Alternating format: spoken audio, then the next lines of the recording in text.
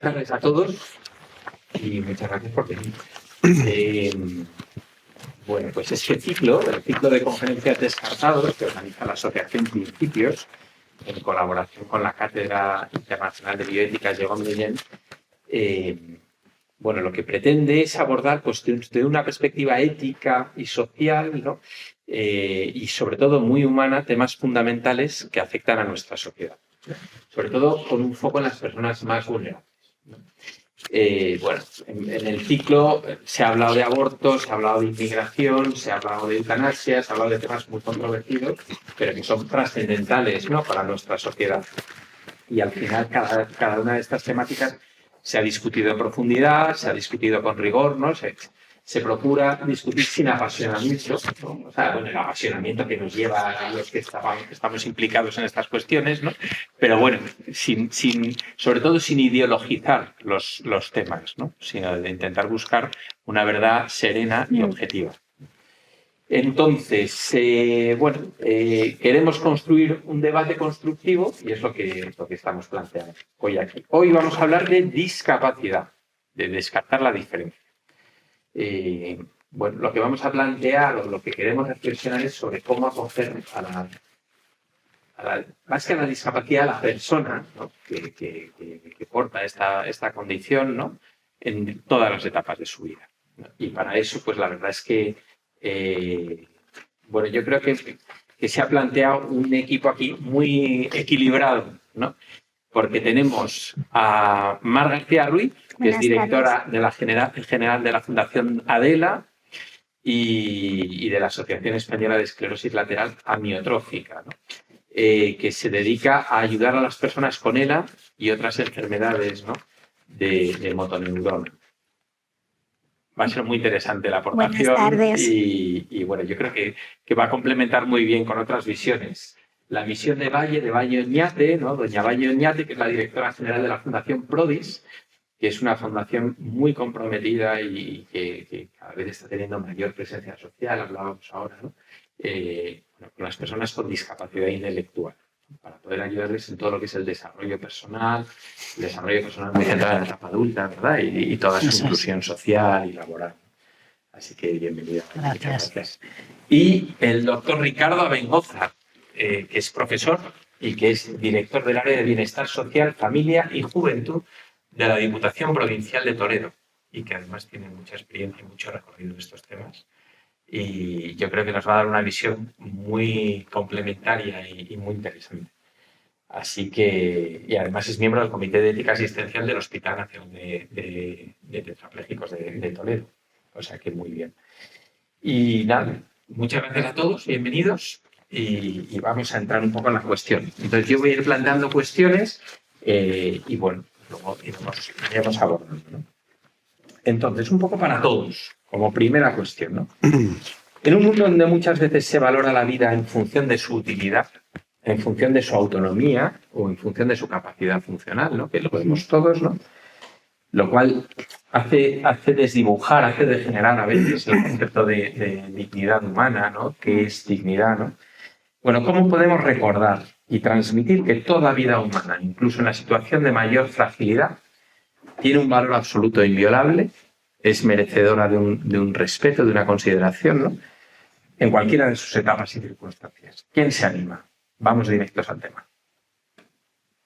El profesor. El profesor. Bueno, a ver.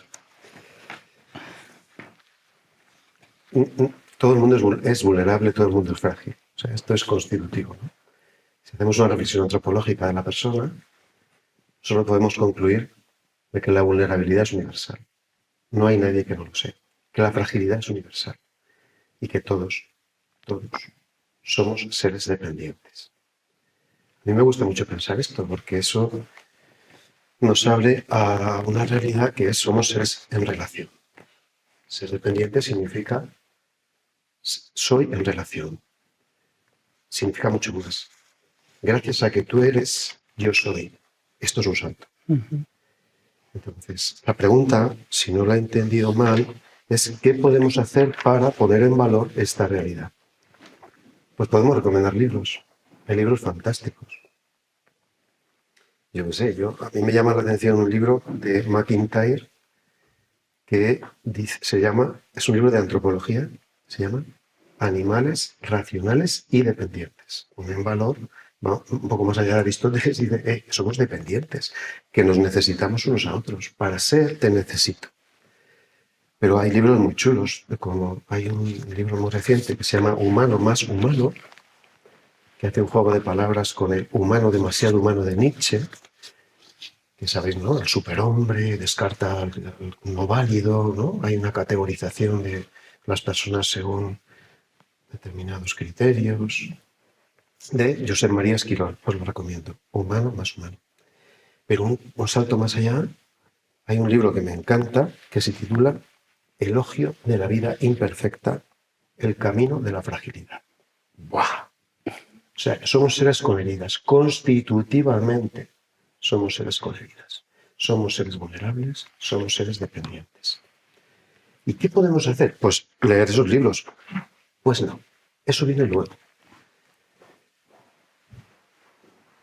Yo he aprendido siendo profesor universitario que para llegar a los alumnos, es que señalo a este porque es alumno mío,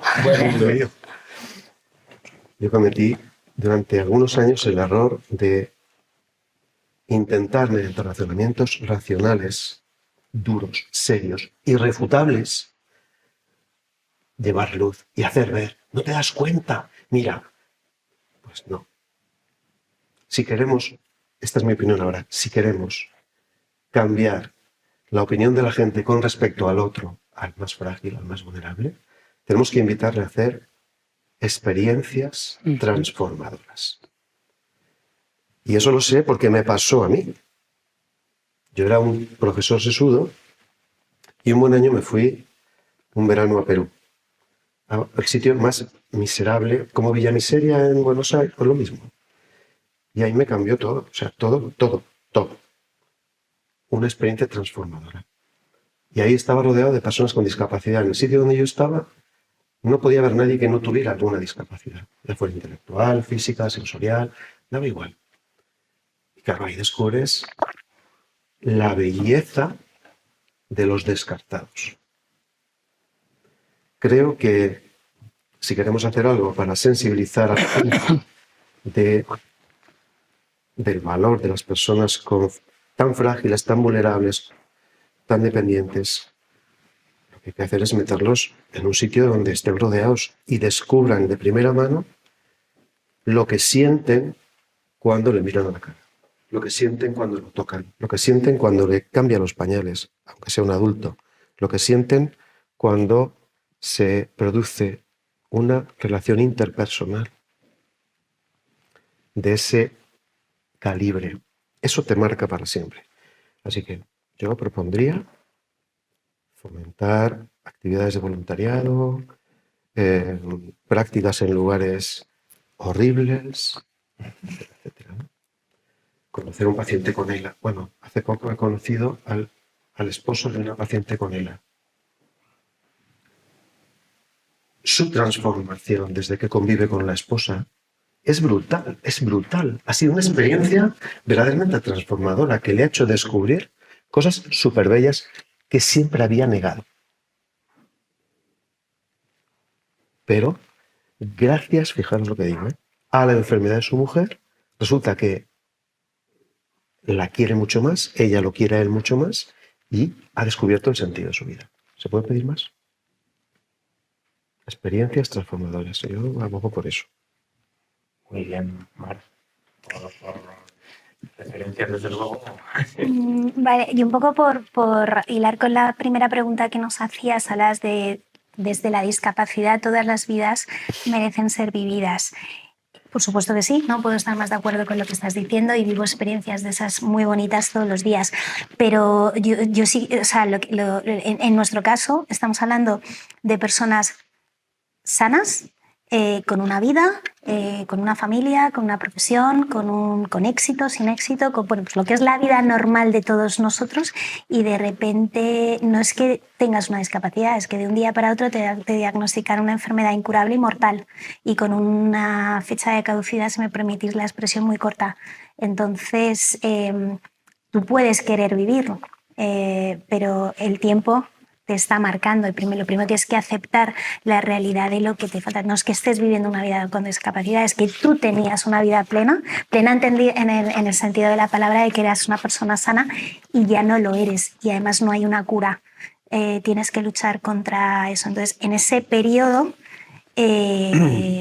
hacerle ver a esas personas que tienen una vida que, aunque sea corta, merece la pena ser vivida, con todo el sufrimiento que acarrea.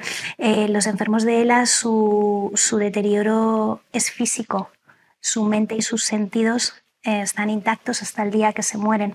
Entonces, imaginaros lo que ellos viven, o sea, viven encerrados en una cárcel que es su propio cuerpo, y eso es lo que les toca vivir, y el final ya saben cuál es. Entonces, en ese proceso, no es fácil encontrar el punto positivo, ni para ellos ni para las familias, porque al final ya sabemos cuál es, no hay esperanza de que esto vaya a mejorar. Sin embargo, en ese proceso, estoy de acuerdo contigo, que se viven cosas muy bonitas para la persona, y entonces yo, que lo vivo en el día a día y que gracias a Dios no soy enferma, es verdad que me doy cuenta que hay días que me aportan ellos a mí mucho más que les aporto yo a ellos. Lo cual hace también la vida muy plena, ¿no? En esas circunstancias, ¿no? Sí, bueno, para mí sí, ¿no? Efectivamente, es plenitud para mí. Para ellos, pues la verdad es que son un ejemplo, no todos, hay algunos que deciden que se van a morir en vida, y es muy lícito y hay que respetarles, pero hay otros que son un ejemplo de vida brutal. Entonces, cuando después de estar un rato con ellos y tú llegas a tu casa y tienes tus dramas del día a día y mi hija adolescente, tal, y dices, mira, no, o sea, a mí me ha cambiado la dimensión del mundo a la hora de poner los problemas en valor. Esos son problemas, y lo demás es el día a día. Total. Esto también sabes mucho tú, Valle, de vidas plenas, ¿verdad? Sí, bueno, es que claro, enlazando con eso, es precisamente que la discapacidad puede aparecer en cualquier momento. Yo creo que la primera lección es esa, que todos interioricemos que puedes nacer sano o tener un hijo sano y que a los 3 años le diagnostiquen una meningitis y acabe en una silla de ruedas, o tener un hijo con una infancia estupenda que consuma su primera droga a los 13 y acabe con una adicción y una enfermedad mental a los 20. Entonces, precisamente cuando hablamos de vulnerabilidad y de abrazar la incertidumbre, es que nadie tiene garantías de lo que va a ocurrir. Nazca o no nazca sano, con o sin discapacidad, al final el futuro es una incógnita. Por tanto, todos somos susceptibles de ser no vulnerables, sino de necesitar de terceros para poder hacer cosas muy básicas en el día a día. Y eso, si nos lo metemos a la cabeza, pues a lo mejor nos ayuda también a ser un poco más generosos o más compasivos con aquellos que ya nacen con una discapacidad o que por una enfermedad tan terrible como el ELA, pues al final acaban postrados en una cama, ¿no? Entonces, bueno, sí, no tenemos ni idea. Lo que hay que hacer es abrazar la incertidumbre y saber que todos somos susceptibles de en un momento necesitar de terceros. En este abrazar la incertidumbre, me voy a salir un poquito del guión, pero es que esta idea me parece que es una idea muy clave, ¿no? Porque yo creo que todos los que tenemos relación, ¿no?, con personas, con familias, donde hay una persona con una discapacidad, ¿no?, o con una vulnerabilidad más manifiesta, ¿no? Porque si yo estoy de acuerdo con lo que dice Ricardo, que todos somos vulnerables, ¿no?, y discapaces en cierto sentido. Pero una cosa que llama mucho la atención, ¿no?, y que es algo que se habla mucho, y en el mundo de la discapacidad intelectual se habla mucho, y tú también has hecho referencia, ¿no?, y Ricardo cuando hablaba de este marido, ¿no?, nos encontramos con muchas familias muy extraordinarias, ¿no? Sí. Entonces, claro, yo hay muchas veces que la gente te plantea, ¿no? Claro, es que parece que tener un hijo con discapacidad, por ejemplo, hace que sean unos padres ya como terreno o de otra pasta, ¿no? Pero yo creo que tiene mucho que ver con eso que has dicho, ¿no?, de ese abrazar la incertidumbre sobre tu hijo, de ese abrazar la vulnerabilidad, ¿no? Efectivamente. Danos un poco de luz ahí. O sea, no es que sean padres con superpoderes, pero yo creo que esa dificultad sí que te hace ver la vida de otra manera. dejas de aspirar a la perfección, aspiras a resolver temas muy concretos, que hable, que ande, que coma, que deje el pañal. Entonces te centras más en el día a día, dejas de anticipar tanto o de buscar esa perfección. Luego son padres que de manera natural desarrollan una paciencia y una compasión que a lo mejor otras personas, pues porque no les toca vivirlo, no la tienen, hacen mucha comunidad, se ayudan muchos a otros, y sí es cierto que son en su inmensa mayoría padres ejemplares o personas ejemplares, y desde mi punto de vista muy entrañables, porque sí, porque ahí se hacen grandes y aprenden a ver el lado bueno de todas las dificultades que conlleva una discapacidad, que no lo podemos negar, en muchos casos pues pueden ser muy difíciles. Hombre, claro que pueden ser muy difíciles, ¿no? Eso vosotros lo veis claramente. Las enfermedades degenerativas como la ELA presentan situaciones de mucho sufrimiento, Mar, ¿no? Entonces, desde vuestra experiencia, ¿cómo afecta el diagnóstico de una enfermedad degenerativa como la ELA a la percepción de la dignidad personal, ¿no? De la propia persona y de su entorno? Bueno, lo primero es un mazazo. El diagnóstico es un mazazo para el enfermo y para la familia. Y necesitan un tiempo y necesitan ayuda para poder digerir lo que les está pasando, porque es que tu vida cambia 100%. Entonces, en ese apoyo inicial que puedan tener es clave para ver cómo puede evolucionar eso. Y entonces ahí encontramos, pues desde gente, como os decía antes, que decide que esto no, y tienen muy claro que ahí no, y se encierran en su casa. En concreto, la ELA era una enfermedad, no es que ahora haya más casos, comentábamos antes que hay más visibilidad, no es que antes haya más casos que ahora, es que antes era una enfermedad que se vivía por desconocimiento, por minoritaria, se vivía en las casas y las familias, y en cambio ahora pues parece que hay como más apertura y más ganas de salir. Entonces, lo que tienen que aprender, y hablo en plural, porque está el enfermo y está la familia, lo que tienen que aprender es a vivir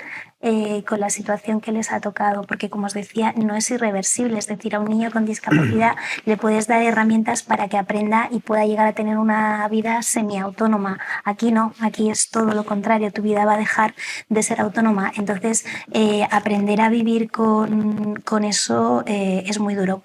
¿Qué podemos hacer o cuáles son las herramientas? Pues mira, en el caso del enfermo y de la familia, en ambos casos, el apoyo psicológico es brutal. Y hablo de apoyo psicológico profesional. No es el de los amigos que te vuelcas, no es el de la familia que están apoyando, que eso es fenomenal, pero necesitas apoyo profesional de alguien que te diga no lo que quieres oír, sino lo que necesitas, porque todos somos psicólogos voluntarios y pensamos que estamos ayudando y no es verdad.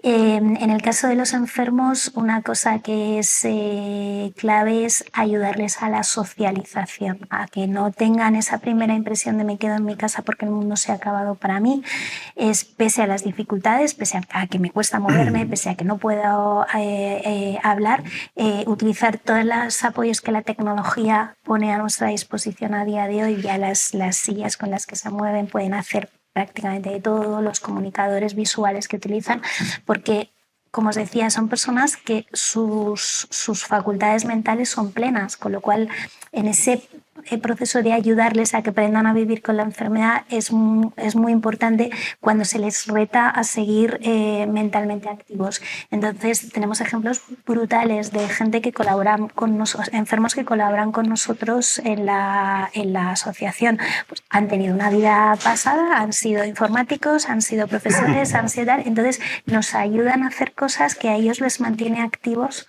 De hecho, son muy activos en los que realmente han decidido socializar, son muy activos en redes sociales, tienen mucho tiempo como para estar formándose e informándose, con lo cual nos aportan muchísimo. Y luego, en el caso de la familia, y no es que discrepe con lo que tú estabas diciendo antes, lo que tenemos que ayudarles a la familia es a que asuman que no pasa nada porque tengan tiempo de respiro. no pasa nada, necesitan tiempo para ellos. Es muy difícil pasar a ser cuidador 24/7.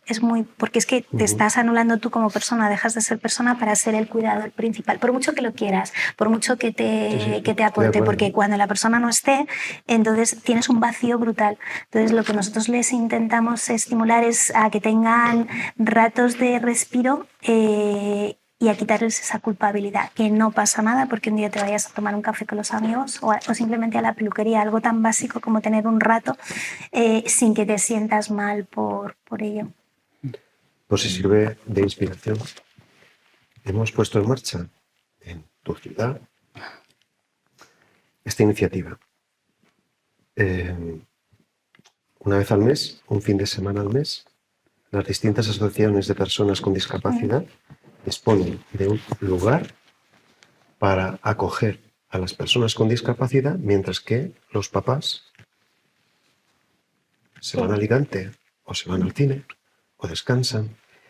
Al principio detectamos mucha resistencia, porque parece que nadie es capaz de cuidar a mi hijo igual que yo, hasta que han descubierto que no es así. Sí. Y entonces lo que está ocurriendo es que ha aumentado la demanda de fines de semana. Respiro. Que es muy bueno para el chaval. Bueno, que estoy pensando en gente joven, ¿eh? Y es muy bueno para los cuidadores, ¿no? Sí. Pero sí que al principio hay una resistencia brutal, ¿no? Como que yo soy el único, la única que soy capaz de entender a... Entonces, bueno, quiero decir que igual esto ilumina para que en otros sitios se pongan en marcha iniciativas similares. La evaluación, que hemos evaluado lo que piensa la gente que ha estado, es conmovedora. Y lo que está ocurriendo es que nos tenemos que pensar si dedicamos un presupuesto mayor para aumentar el número de fines de semana. Era uno al mes, pero sabemos que hace falta más. Sí.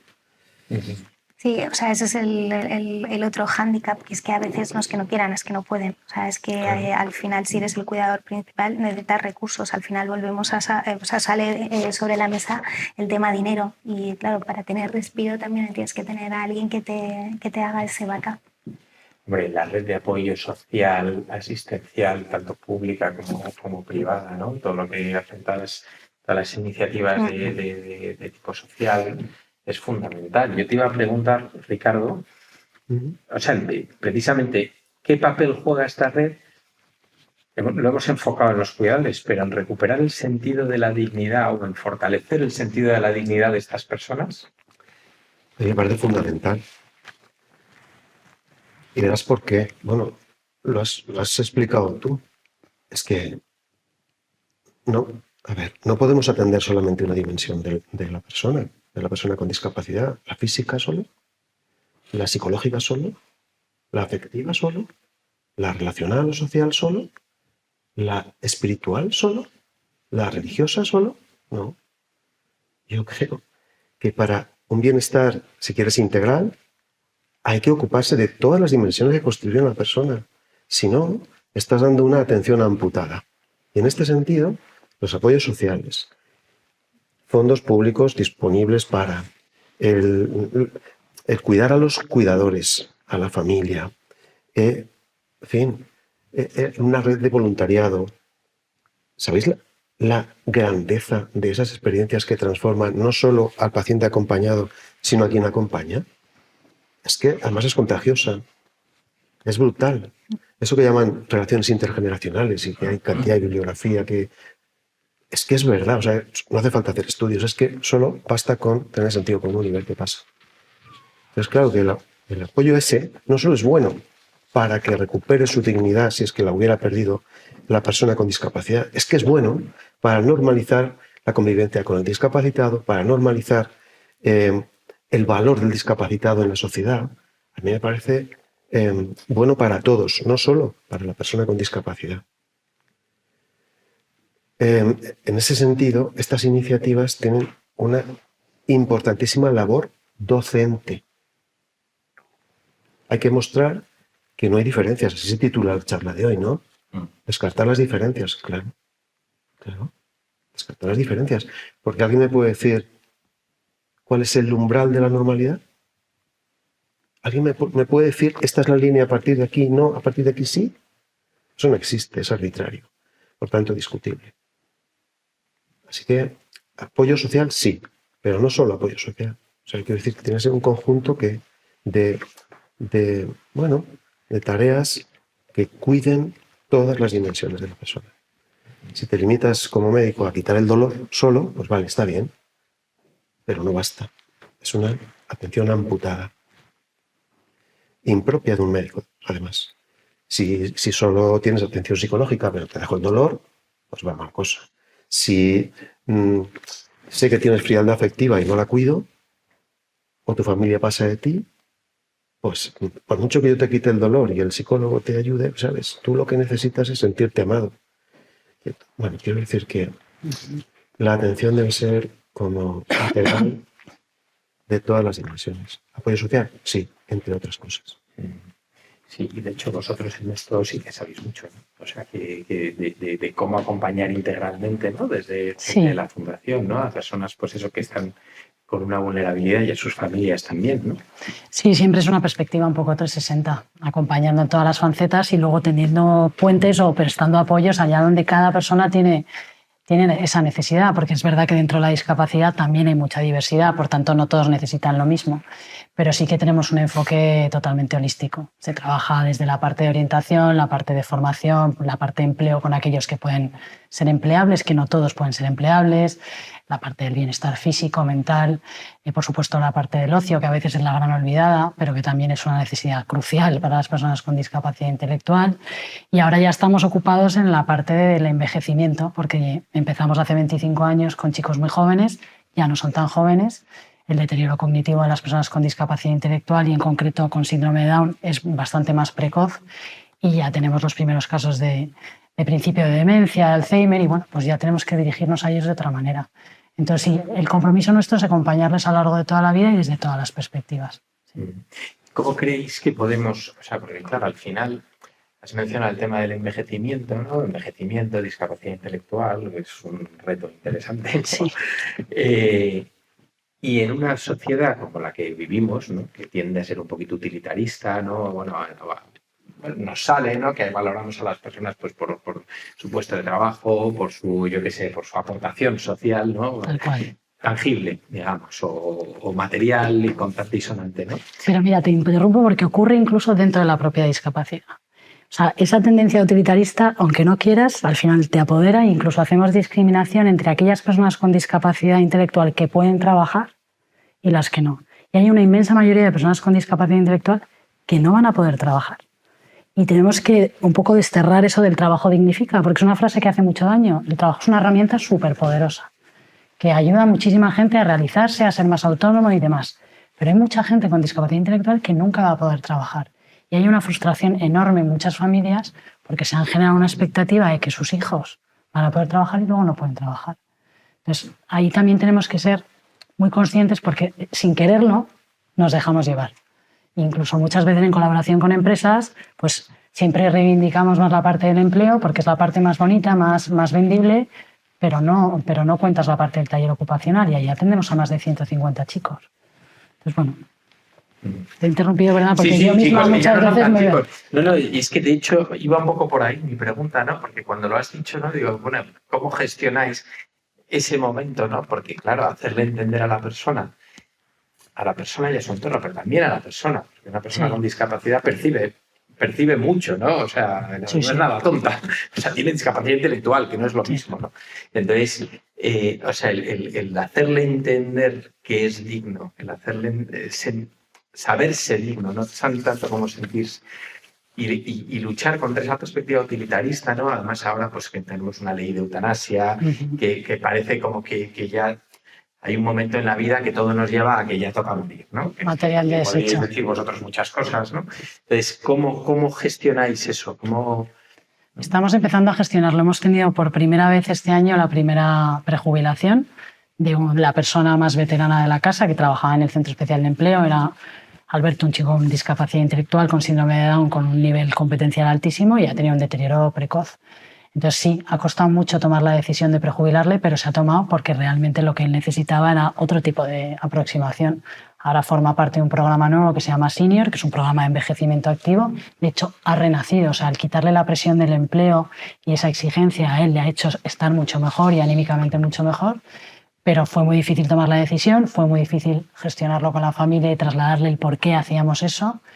Y es el primero de muchos casos que vemos que vienen. Tendremos que ir tratando cada caso en particular, porque además tampoco la legislación acompaña mucho. La prejubilación es a partir de los 56, tienes que cumplir una serie de requisitos que no todos cumplen. Ahí tenemos un melón complicado en los próximos años, Sí. que iremos abordando uno a uno. ¿Y vosotros cómo lo veis? Bueno, A ver, el tema de... A ver, nosotros para empezar, niños no tenemos, o sea, pensando... bueno, pero sí de personas que van perdiendo este concepto de utilidad, ¿no? De utilidad. Entonces, a ver, es un tema complicado porque es una decisión personal. Hablando de temas de eutanasia, nuestra posición es de respeto absoluto a la decisión que tome la persona, pero sí acompañarles en ese proceso, porque llegar a esta decisión no es fácil, acompañarles a ellos y a sus familias, porque se producen a veces situaciones muy complicadas. Vuelvo a hablar de dinero, pero una persona enferma de ELA en un estadio muy avanzado, pues se estima que el coste de la enfermedad pueden ser unos 110.000 euros al año. Entonces, por supuesto, el sistema de salud no lo cubre y pensad qué familia se puede permitir. La ley de ELA. La ley de ELA, que sabéis que es un buf, que se ha aprobado una ley que no tiene reglamento y no se le ha dotado presupuesto, con lo cual es como si no tuviéramos nada. Con el consiguiente como ha defraudado a los enfermos, porque cuando tú tienes toda la vida por delante, vale, pero cuando sabes que en 2-3 años igual te vas a morir, pues el tiempo no pasa igual para todos. Entonces, volviendo al tema que estábamos comentando, pues al final el coste económico es una carga muy importante para estas, y entonces hay situaciones en las que el propio enfermo dice, es que si yo tengo que elegir entre la universidad de mi hijo y alargarme 2 años más la vida, pues a veces lo tienen claro, otras veces no lo tienen claro, unas veces el enfermo quiere una cosa y la familia quiere otra. Entonces, bueno, pues simplemente desde un respeto absoluto a la decisión que quieran tomar, porque son adultos, lo que hacemos es acompañarles en ese proceso, sea cual sea su decisión, porque no es una decisión fácil en ningún caso. El acompañamiento es crucial. A ver, Ricardo, porque esto en el comité ético del Hospital de Parapléjicos, esto lo tenéis que ver un día sí y otro también, ¿no? Para que te hagas una idea, hemos tenido que quitar una fuente que había en el jardín, ¿vale? Porque era un sitio donde con la silla de ruedas, si aceleras, te caes y te ahogas.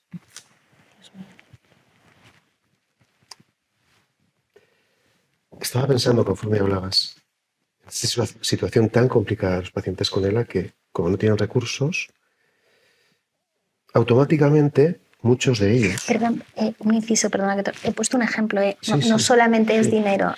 No solamente es dinero, efectivamente. Pero el dinero es importante porque hace falta recursos humanos y materiales que no llegan. Y el paciente eso cómo lo vive. Fatal, soy una carga. El sentimiento de carga es muy potente. Y no solo ese, sino el sentimiento de tengo una oportunidad de ser altruista con mi sociedad yéndome, pidiendo irme. Esto se ha publicado en revistas médicas en Holanda. No con ELA, sino sobre todo con personas mayores y enfermas. Y veréis, se promovió desde la sociedad, desde algunos sectores interesados de promover la eutanasia en Holanda, estoy hablando de hace más de 20 años, 20 y algo años, se promovió el difundir de forma sutil estas dos ideas. Las personas mayores enfermas son una carga para la sociedad y esto mediante series, películas, bueno, hay estrategias, o sea que si Goebbels levantara ¿sabes? Los ojos fliparía.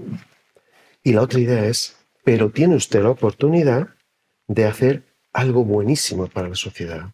Una acción altruista, generosa con la sociedad que le ha cuidado hasta ahora, que es pedir la eutanasia. Eso es así, pero hay, la reflexión de algunos artículos que hay en este sentido, reconociendo que eso ha ocurrido, es la eutanasia, que nació como el paradigma de la autonomía. Si el paciente decide, pues, ¿quién soy yo para impedirlo? Me he explicado, ¿no?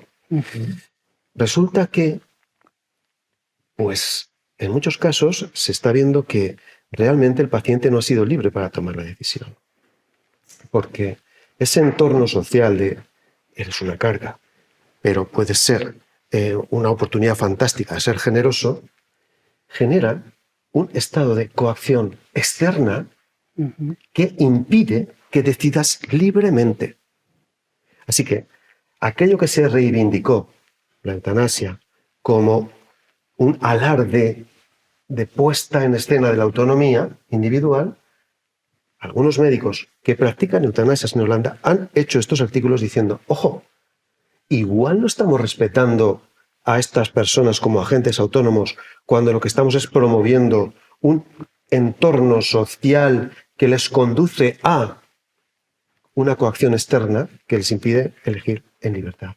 Por tanto, no les estamos respetando como agentes autónomos. Sé que es complicado. No, pero ocurre lo mismo con el aborto. Es lo que iba a plantear yo, ¿no? O sea, la siguiente pregunta es ¿y qué pasa con el aborto de las personas con síndrome de Down? Exactamente igual. O sea, en Inglaterra puedes abortar hasta las 38 semanas de embarazo si tu hijo tiene síndrome de Down. Mi hijo nació de 37, con 300, y solo porque tiene síndrome de Down.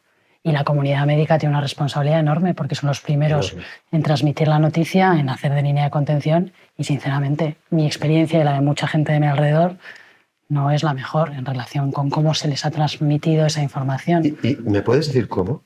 Porque lo que yo he captado, si quieres, ahora te lo cuento. Mira, esto lo he contado en clase, para hacer pensar.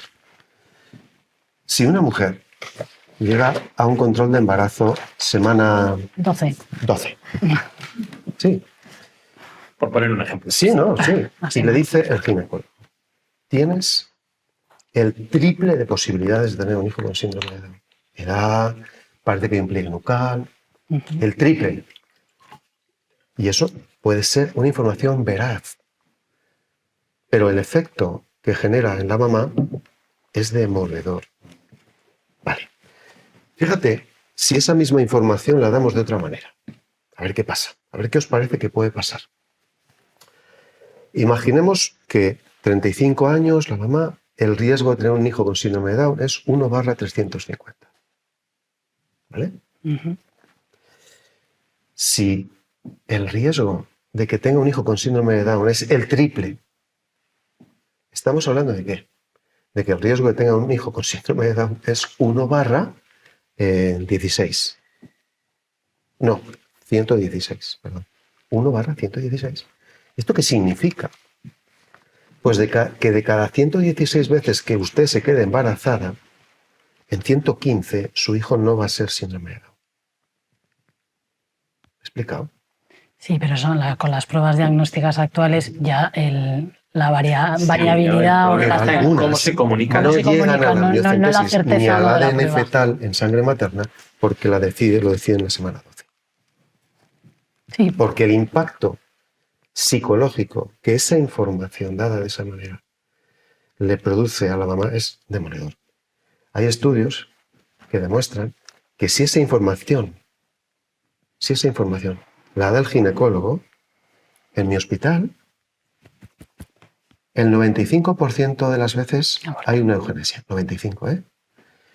Sin embargo, si la da un pediatra, y te señalo porque este va a ser pediatra, que lo sepáis, ya lo digo aquí públicamente, si la información con el ginecólogo la da un pediatra, ese porcentaje baja de forma brutal, a menos del 40%. Y si además alguien de la asociación síndrome de Down, un papá con un hijo con síndrome de Down, se acerca a acompañar, a informar, nada que ver. pues entonces nada que ver. O sea que también es una responsabilidad del médico, por supuesto, pero de las asociaciones, Sí, pero es la primera línea de contención. O sea, el primero que te da la noticia de Sí, que sí, algo no, no sí. viene bien es el Sí, médico. sí, lo sé, y esto lo he denunciado. Y es dramático. Sí, es dramático. Es dramático. Es dramático. Aún España estima que el 97% Sí. de los embarazos diagnosticados de síndrome de Down acaban en aborto en España. Sí. ¿no? Y de hecho, la única publicación científica, digamos, o sea, que publicada en una revista de impacto hasta la fecha, ¿no? Que compara países de nuestro entorno, España es el que sale peor, ¿no? Que es una publicación del doctor Brian Scott de hace pocos años. O sea, que realmente es algo como para pensar, ¿no? Y tiene mucho que ver con esta idea que transmitía Ricardo, ¿no? De esa presión, ¿no? Hasta qué punto hay una autonomía real de la persona, ¿no? O del paciente en el caso de una enfermedad terminal, o en el caso de una persona anciana, o en el caso de unos padres, ¿no? Hasta qué punto. De hecho, nosotros en la Cátedra Internacional de Bioética, Jérôme Lejeune, hemos hecho un estudio, han hecho un estudio, lo he hecho yo, han hecho un estudio estadístico sobre la comunicación del diagnóstico, ¿no? Como con una muestra muy representativa, por un lado de madres y después con una muestra muy representativa de médicos, adaptando el cuestionario para entender qué es lo que está pasando. Porque lo que nos han trasladado las madres es que la comunicación que han recibido del diagnóstico, en muchos casos, era directamente: su hijo tiene una patología incompatible con la vida, ¿no? ¿Qué esperanza media de vida tiene una persona con síndrome de Down en España? Ahora 60, 65 años, ¿no? Claro. O sea, que incompatible. A una persona diagnosticada de ELA le decimos: usted tiene una enfermedad incompatible con la vida. No, le decimos: usted tiene una enfermedad, bueno, con toda esta gravedad, vamos a luchar por usted. ¿no? Es incurable, pero no es incompatible con la vida. Incompatible con la vida es la muerte. Eso es. ¿no?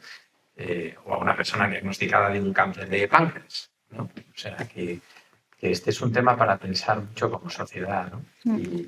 Y bueno, en fin, me he ido totalmente del guión. No, pero es verdad que está tan normalizado que incluso ya...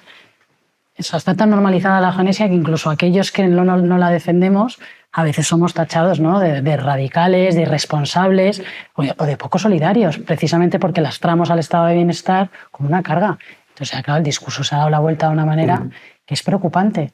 Porque yo he llegado a recibir comentarios con embarazada o con el niño recién nacido: ¡ay, qué valiente! Yo en tu lugar lo hubiera abortado con el niño ahí en el carrito. Y primero, ¿cómo se te pasa por la cabeza? Pero segundo, ¿cómo lo dices? ¿No?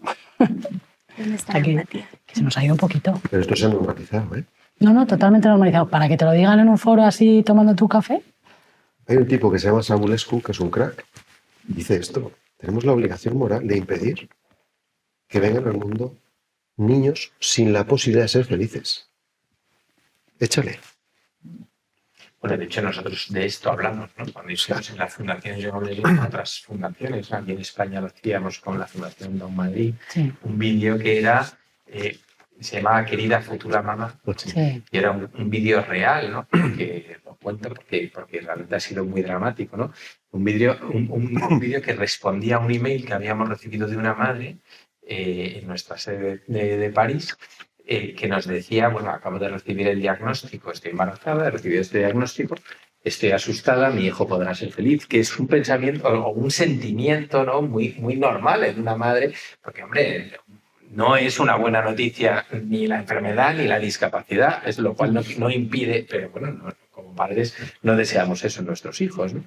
Y entonces hicimos, por contarlo brevemente, hicimos este vídeo donde con niños y adultos, había de todo, incluso ancianos con síndrome de Down, todos ellos, de distintos países del mundo, respondíamos a esa madre, ¿no? Entonces, bueno, pues lo que le queríamos a decir es: bueno, tu hijo podrá ser feliz, claro, porque podrá pues tener una vida normal con sus limitaciones, que las tendrá y que va a ser muchas veces muy difícil, ¿no?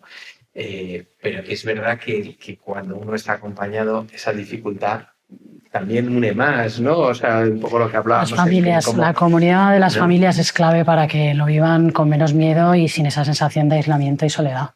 O sea, yo creo que después del médico es imperativo que vayan a una asociación donde les informen de todos los recursos, de toda la red de apoyo y, por supuesto, les pongan en comunicación con otras familias que van por delante, que les arrojen luz sobre qué es posible y qué no. Y esa comunidad, que además suele permanecer a lo largo de los años, ayuda muchísimo a acompañar y arropar a esas familias, es crítico. Las Claro, familias pero es también la crítico. sociedad amplia, o sea, porque nosotros lo que nos pasó con este vídeo, que lo emitíamos en las televisiones francesas, es que en un momento dado hubo 2 mujeres que habían abortado. Nos obligaron a retirarlo. Nos ¿no? obligaron, el Consejo de la Audiencia denunciaron porque decían que se sentían atacadas por ese vídeo porque ellas habían abortado a un hijo con síndrome de Down. Y entonces, que porque ese vídeo les hacía sentirse culpables, en el fondo, ¿no? Y entonces, que por eso pedían que se retirara y se retiró el vídeo. Ya, El claro, Consejo del bueno. Audiovisual francés lo retiró, nosotros recurrimos al Consejo de Estado, que es como el Tribunal Supremo en Francia, y mantuvieron la Fue prohibición firme. de emitir el... Y la realidad es que es un vídeo que además ha sido muy viral en las redes sociales. enamorada. Y dices, pero ¿por qué no podemos dejar a las personas con discapacidad expresar su felicidad? Porque sí que puede, o sea, la felicidad, que tiene mucho que ver con la dignidad y con el sentido de la vida, no tiene tanto que ver con la utilidad, ¿no? En Y con absoluto. esa idea de carga, ¿no? Y esto lo veréis vosotros también en la asociación, ¿no? ¿No tenéis ejemplos de personas que son felices felices con todo el drama que están viviendo, pero ¿qué entendemos por A ver, felicidad? son personas que aceptan que te ha tocado esto, como en su día te tocó ser rubio, tener los ojos azules, no es perdonadme la simpleza, Sí, sí. pero que tienen la valentía de aceptarlo y decir, bueno, y el tiempo que vaya a estar aquí, intento llevarlo lo mejor posible e intento llevarlo, por supuesto, con dignidad. Y eso tenemos ejemplos brutales de gente que lo lleva con toda la dignidad del mundo y sobre todo que deciden pues generar alegría a su alrededor porque son conscientes del impacto que ellos tienen también en sus familias. Entonces son personas, por eso decía que son ejemplos de vida brutales que nos enseñan al resto de los mortales que a veces somos comparado con ellos bastante más enanos, porque son personas muy, muy grandes, muy, muy grandes. Sí, absolutamente, muy conscientes absolutamente, de su dignidad, ¿no? absolutamente. Y entonces lo que nos toca desde las asociaciones, pues precisamente es eso, acompañarles, darles todas esas herramientas que tú decías antes de apoyo, unas veces apoyo económico, otras veces es simplemente información, otras veces contacto para que veas que no estás solo, que es una faena lo que te toca, pero que no estás solo, que hay más gente en tu situación y gente que te puede ayudar y te puede apoyar o simplemente te puede inspirar. Y que eres acogido, Sí. ¿no? Porque yo creo que toda esa grandeza tiene mucho que ver con la acogida, ¿no? Con el ser acogido en tu realidad. En tu realidad vulnerable. y luego en nuestra experiencia, la experiencia que tenemos más que mejor nos está funcionando, tenemos mucha suerte en la Comunidad de Madrid. Sabéis que se abrió un centro de ELA para un centro de día. Entonces ellos van allí, reciben sus tratamientos habituales y el resto del tiempo están cumpliendo las 2 funciones que decíamos antes, socializar y dar respiro a las familias, porque si están allí 8 horas atendidos, sus familias pueden seguir con su vida normal.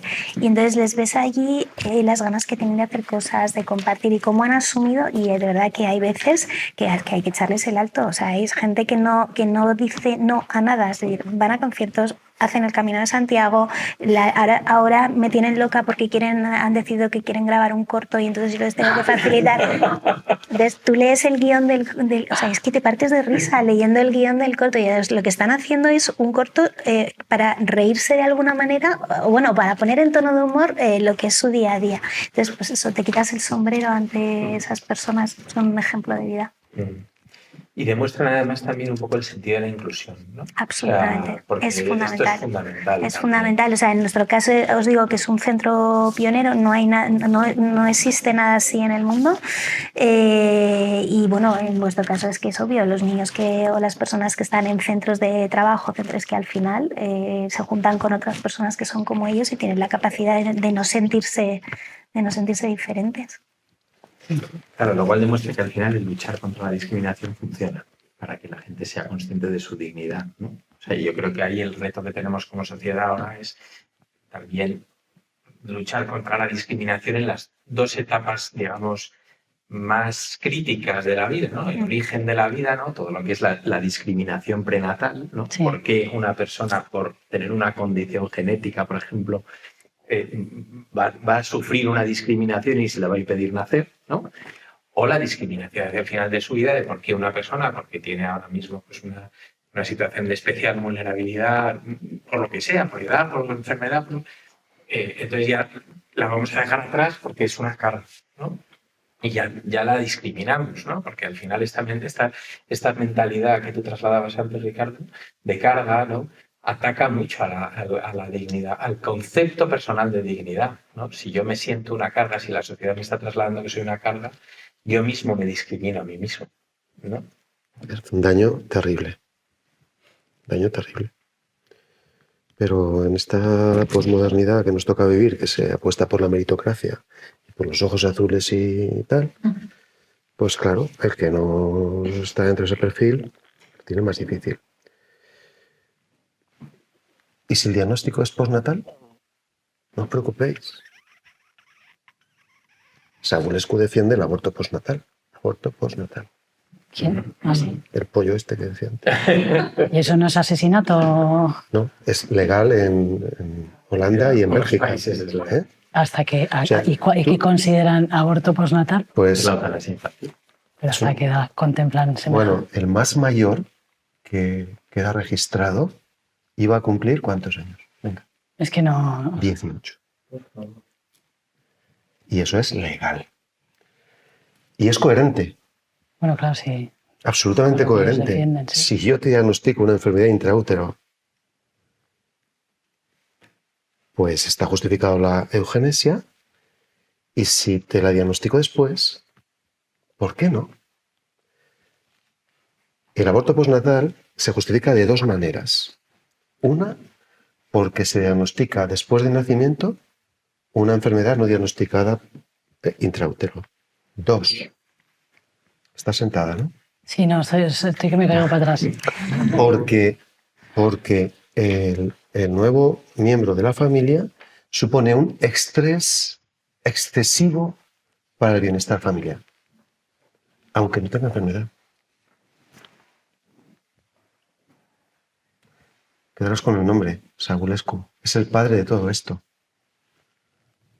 Es un transhumanista descarnado. Entonces, bueno, la gente no lo sabe de dónde viene, pero eso está ahí y cada vez van cayendo balizas. Sí, es la gota fina, ¿no? Sus mensajes van Y se va calando. normalizando. Bueno, ya llego hasta aquí. En bioética esto llamamos la pendiente resbaladiza, ¿no?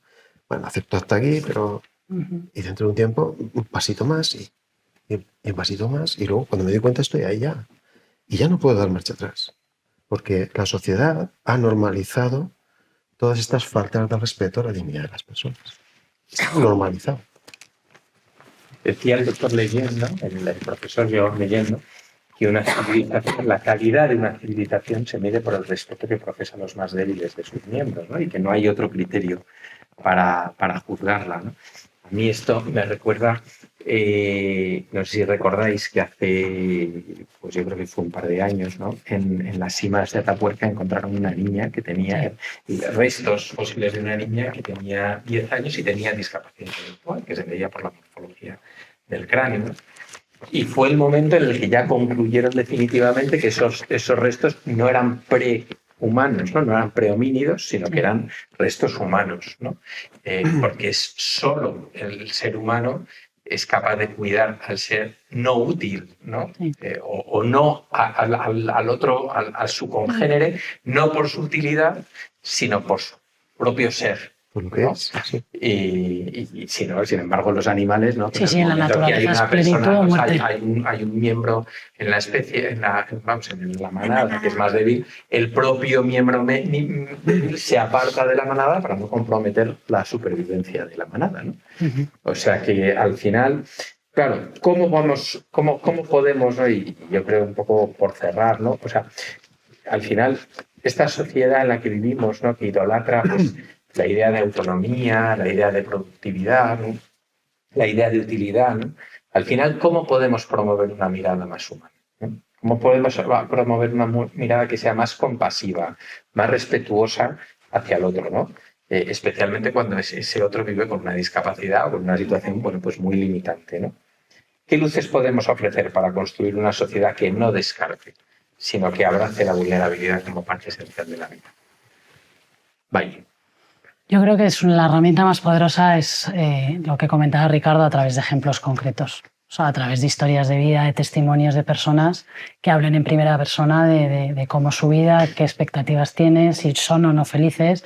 O sea, nadie como ellos para poder trasladar esa información. Nosotros en Prodis sí que le damos mucha importancia al tema de la sensibilización, organizamos muchos cafés en los que ellos en primera persona, personas con discapacidad, más leve, más severa, en distintos momentos de su vida, hablan un poco de qué dificultades han tenido, qué deseos tienen, y el mensaje es muy poderoso y es lo que más cala para ir transformando la mirada. Aún así, esto es tiempo, es cuestión de tiempo. Es verdad que en los últimos 25 o 30 años, por lo menos lo que tiene que ver con personas con discapacidad, los derechos que han ido adquiriendo a nivel legislativo, también todo lo que se ha ido promoviendo ha evolucionado muchísimo, yo confío que más.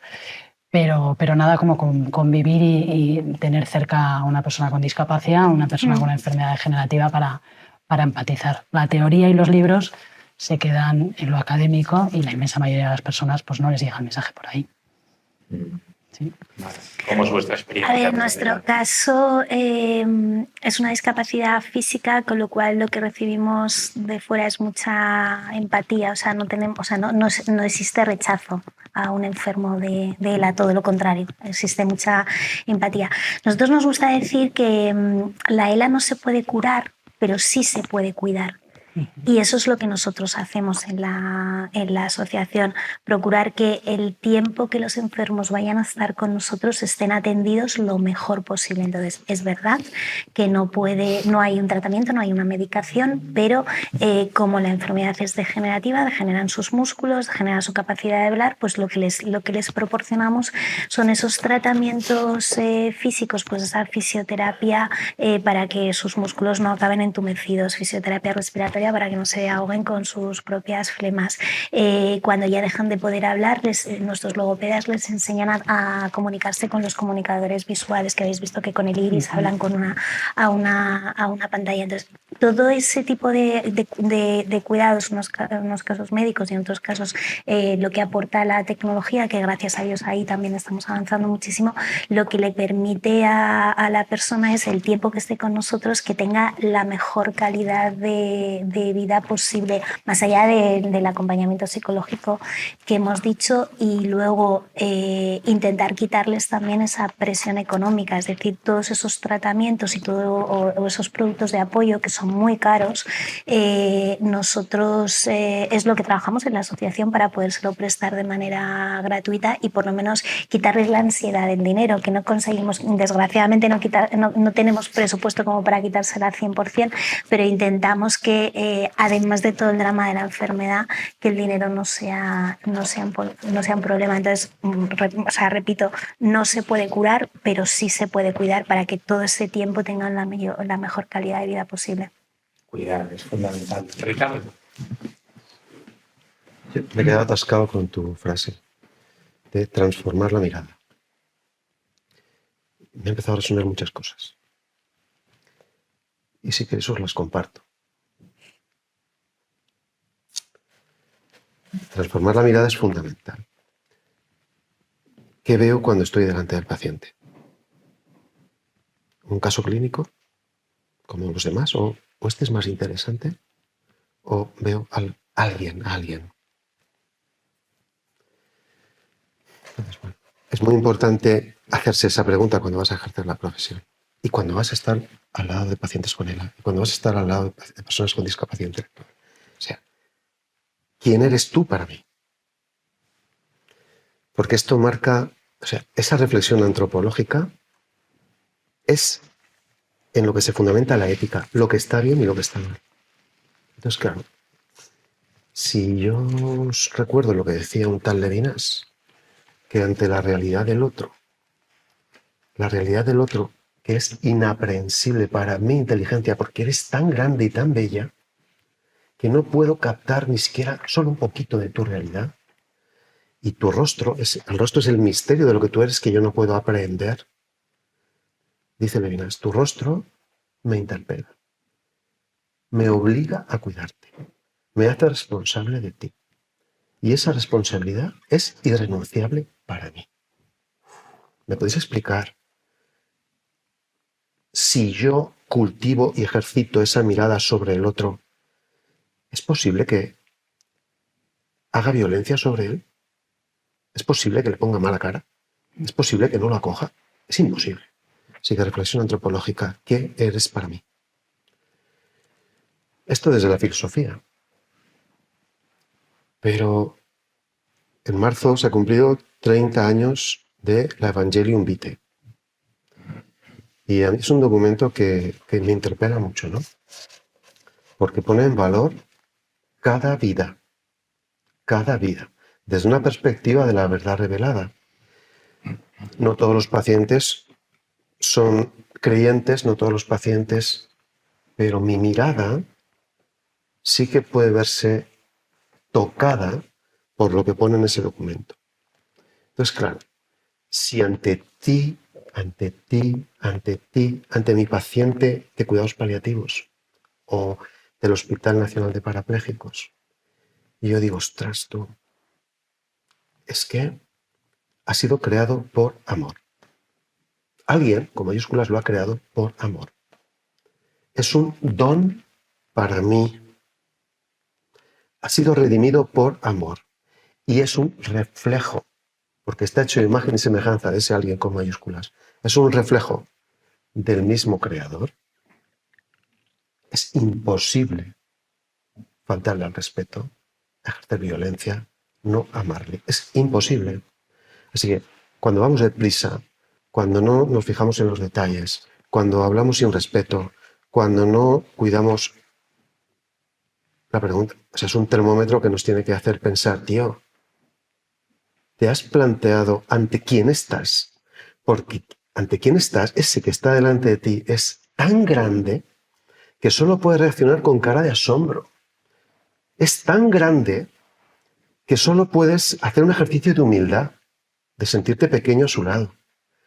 Es un don tan maravilloso que ante él solo puedes estar en actitud de agradecimiento. Y viendo su necesidad, porque está a tu cargo, solo puedes reaccionar de forma responsable, buscándote las mañas para que tenga recursos, para que... O sea, no puedes mirar para otro lado. Eso es la verdadera compasión. Eso que te revuelve las tripas y que hace que te remangues. Y dices, oye, tío, que estoy para ti, que ¿qué necesitas de mí? Y entonces lo monto en la cabalgadura y lo llevo a la pensión. Y le digo al de la pensión, cuídalo y yo pagaré lo que cueste el cuidado y a la vuelta te lo pago. No me desentiendo. Eso es la compasión. Eso que me revuelve las tripas me hace ser proactivo. Lo digo porque a veces en algunos textos médicos o de bioética se entiende la compasión como esa carga que tiene que soportar el médico. Cuidado, que eso te impide tener luz. No. No es algo que te aplasta, sino algo que te empuja a... Te revuelve las tripas y te remangas y dices, aquí estoy, tío, aquí estoy. Aquí estoy. ¿Sabéis la cantidad de personas que, habiendo solicitado la eutanasia, solamente por ver la disponibilidad del médico que se ofrece, ha dicho, yo no me quiero ir? Os podría contar un caso de un chaval de 19-20 años de Toledo, un loco de la vida, casi analfabeto, se metía de todo por todos los sitios, tenía un hijo de meses con una chica que no vivía con ella, pero un desastre desde el punto de vista de, en fin, un pobrecito, ¿no? Pobre chaval. Borracho y con no sé cuántas cosas más, se fue a las fiestas de su pueblo. Vargas. ¿Te suena Vargas? Pues ahí ahí sueltan unas vaquillas el día de la fiesta del pueblo. Y este salió ahí donde las vaquillas y una lo empitonó, lo lanzó a la estratosfera y cuando cayó se hizo una lesión medular. ¿Vale? Bueno, al hospital. Estaba cerquita al hospital de parapléjicos, ¿no? Cuando él fue consciente de lo que le estaba pasando, que no podía mover nada de aquí para abajo, vamos, voceaba pidiendo la eutanasia. No existía la eutanasia entonces, os hablo de unos años atrás. Y la intensivista que lo trataba, que es amiga mía, la conozco, Bueno, pues le escuchaba, se ofrecía, el otro se negaba, rechazaba toda ayuda, quería morirse. Es que su vida no tenía sentido. Pero fue pasando un poco tiempo y un poco tiempo. Y, ¿sabéis? Ocurrió algo maravilloso. Este chico descubrió cuál era el sentido de su vida. Y ahora es una persona a la que llaman para recibir a chavales jóvenes como él que han tenido una lesión similar.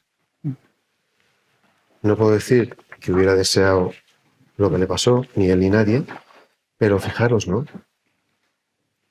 Es algo fantástico. Gracias a la lesión medular de un chaval pues desmadrado y tal, sin sentido, ¿no? Es feliz. Así que a Sabulescu hay que decirle que se equivoca.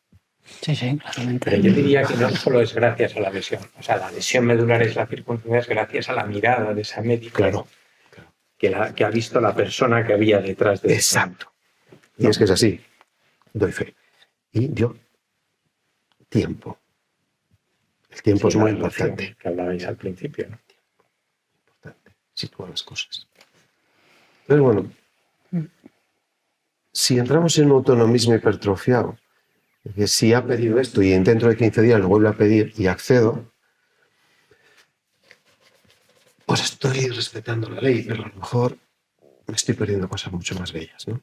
Así que la mirada es brutal. Y solo se ve bien con el corazón. Lo esencial es invisible a los ojos. Esto lo decía el Principito.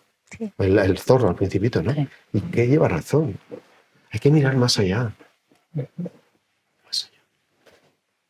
Pues esto es lo que tenemos que enseñar a la sociedad, ¿no? Que lo esencial es invisible a los ojos, ¿no? Y que es la dignidad de cada persona. Bueno, yo creo que lo dejamos aquí. Muchas gracias, Valle. Muchas gracias a vosotros. Muchas gracias, Mar. Muchas gracias, Y Ricardo. Pablo. Gracias a Principios por organizar este debate tan interesante. Y nada, todos los debates se quedan luego colgados en la web de Principios, principios.org. Así que, Hay una nada, pregunta, gracias. creo. ¿Se puede preguntar? Eso ya es una pregunta. Y no, simplemente, muchísimas gracias a los cuatro, de verdad. Bueno, yo estoy con Dina en Principios. De todas las conferencias, a pesar de lo que parece, yo creo que esta ha sido la más sentida de todas y la más bonita, la espectacular. Y bueno, yo quería hacer una pregunta al profesor Ricardo Almoza. Las experiencias transformadoras, de las que hablabas al principio, tales como el voluntariado, viajes, ¿no? Claro, ahí hay que enfrentar un poco el miedo. Es decir, da miedo, o sea, proponer a alguien hacer un voluntario de ese tipo. Yo en concreto estuve un año aquí en Manzanares, en las Calcutas, las Semanas de la Caridad, que bueno, pues como nos enfermos de SIDA, es muy duro, o sea, luchar, cambiar, o sea, en general no es agradable, ¿no? Entonces eso de primeras causa rechazo a la persona, y lo mismo con lo de los niños, que decís, el signo, bueno, todos los diagnósticos se pueden hacer perinatal, y me pasó con mi hijo mayor, que le diagnosticaron una gastrosquisis, que también es una cosa horrorosa, y nos lo pintaron como que vamos. A nosotros se nos acercan muchos jovencitos muy solidarios que quieren hacer muchas cosas y frenamos porque eres muy impresionable. A los 18 años, pues a lo mejor me tienes que ayudar de voluntario en un mercadillo recaudando fondos y ya lo de irte a pasar una tarde con el paciente, sobre todo porque lo que menos necesita un paciente es que alguien ponga cara de ay Dios mío, ¿qué estoy haciendo aquí? Porque hablamos de la dignidad, de que son personas, entonces necesitan estar acompañados de adultos responsables. ¿Puedo decir una cosa al hilo de esto? Es que hay que cambiar el paradigma. Es que no es que el chaval vaya a crecer cuando va a darse solamente.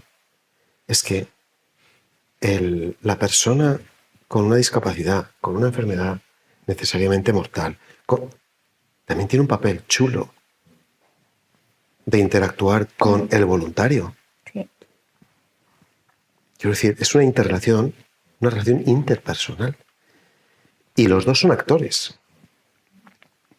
El paciente también. Y en el momento que descubre el valor de compartir su experiencia, joder, le has dado ahí tela, ¿eh?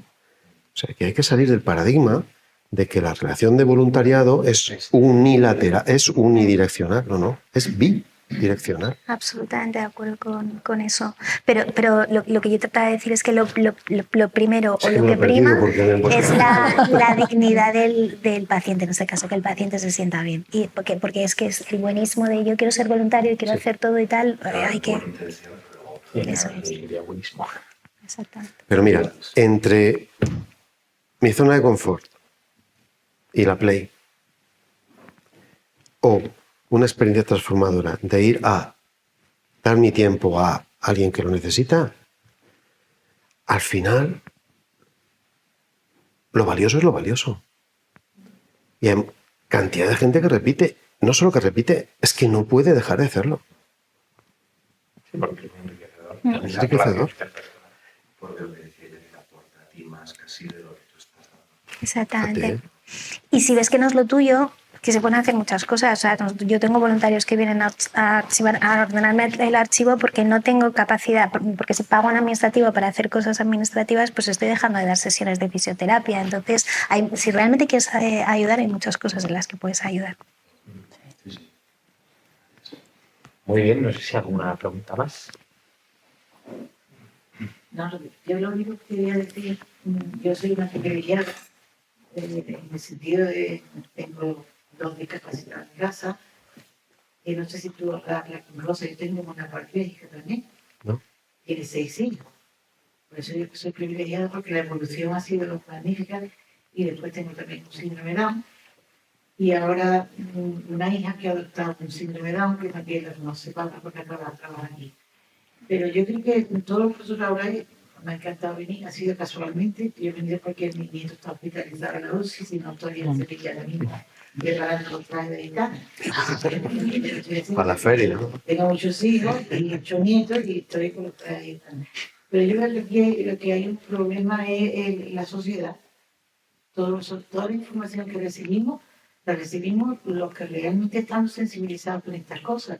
Pero aquí el problema viene de arriba, es como la educación, todo viene de arriba. Mientras de arriba no venga ya no una ayuda económica que tú puedas pedir a partir de solicitar algo, lo que sea, no, es que no hay ninguna información de arriba, de nada, ni ayuda de nada. ¿Por qué? Porque no tienen interés. O sea que el problema lo tenemos donde lo tenemos, que no es... Yo me ha sorprendido, la niña nuestra, la señora que está trabajando en San Juan de Dios.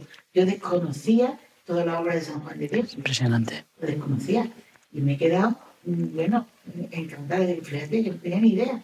Y yo podía haber estado más sensibilizada, pero no hay una tanta información. No sale en el telediario. ¿Qué? Cuando pones el telediario nunca hablan de lo que hacen cada día. No hablan de la guerra que hay en La África. asociación de de esto no se habla. No sale nada. Por eso digo que el problema es viene de arriba. El problema viene de arriba. Porque, bueno, es verdad que hay muchísima gente voluntaria y ahora cada día más, yo creo que porque ya vienen un poquito los jóvenes vienen de vuelta, pero eso no pasa. Pero contra eso no podemos luchar o no está en nuestra mano. Lo que sí está en nuestra mano, y creo que también es labor de las asociaciones, y creo que lo hacemos, es difundir nuestra realidad, contarlo y además contarlo el lado amable de estos, que yo una de las cosas con las que me niego es a contar lo que hacemos desde el lado de la desgracia, ¿no? O sea, efectivamente esto es una puñeta si te toca, pero el cómo tú lo cuentes a la sociedad y cómo presentes la realidad de tus enfermos sí que ayuda a sensibilizar ese tipo de cosas. Sí. Muchas gracias.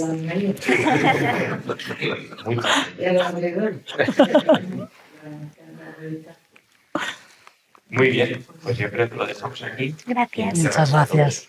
Gracias. Oye, que no era una manera de despedirme, ¿eh?